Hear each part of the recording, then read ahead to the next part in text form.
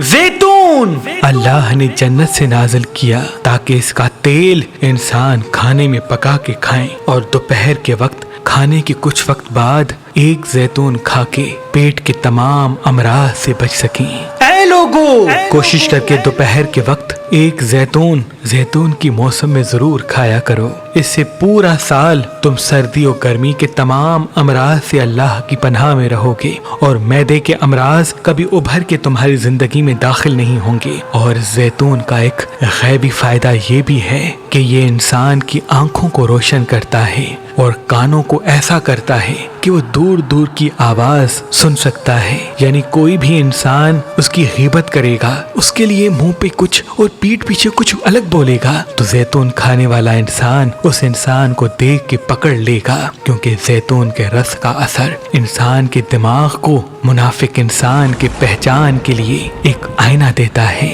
اے لوگو، کوشش کر کے زیتون کھایا کرو، اس سے تمہارے وجود میں حاضر دماغی قائم ہوگی اور تم اپنے دشمنوں کو پہچان لو گے۔ اور جس انسان کے کام محنت کے بعد بھی ممکن نہیں ہوتے، رکاوٹیں آ جاتی ہیں، تو وہ حسب توفیق منگل کے دن زیتون کا صدقہ نکالے۔ اللہ کے فضل و کرم سے اس کے کاموں میں جتنی بھی پریشانیاں رکاوٹیں ہوں گی وہ اسی پل ختم ہو جائیں گی۔